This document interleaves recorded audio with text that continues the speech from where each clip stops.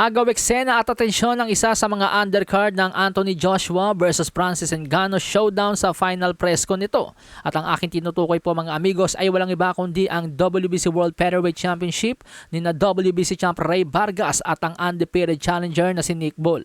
Kapansin-pansin kasi mga amigos nung mag-face off ang dalawang mandirigma. Ang laki talaga ng agwat pagdating sa height. Sinasabi ng BoxRec na 5'7.5" lang itong si Rey Vargas pero sa wiki po sinasabi doon na 5'10" po ang height nitong si Rey Vargas at para sa akin mas accurate yon. Kasi mga amigos itong si Mark Magsayo 5'6" po ito ayon sa BoxRec.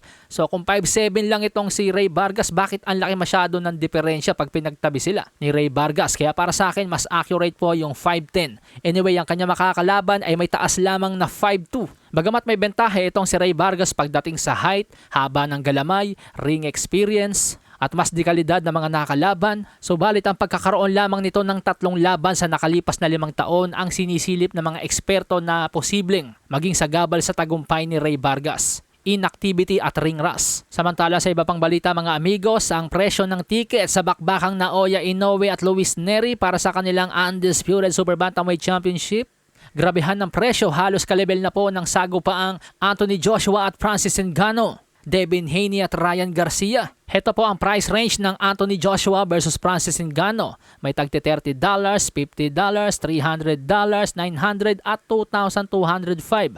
At ang Devin Haney versus Ryan Garcia naman po mga amigos, ito grabe. May tigsi $7,000 pero yung mga sumunod doon, yun na po yung tagwa $1,458.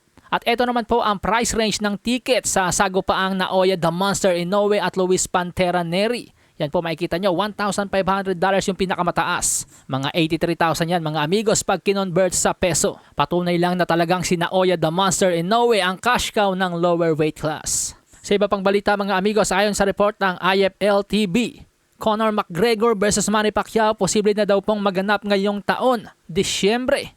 Ayon po yan mismo kay Conor McGregor. Basahin po natin mga amigos, McGregor revealed his hopes of returning to the ring when he said of a fight against Pacquiao. It's still there, could be December. The Saudis are game changers in the market 100%.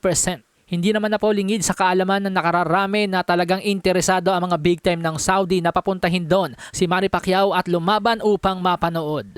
Malasahin ang baraha, patunayan mo sa akin ha. Sino man ang mabunot na kalaban, di ka tatakbo ha. Sa bayan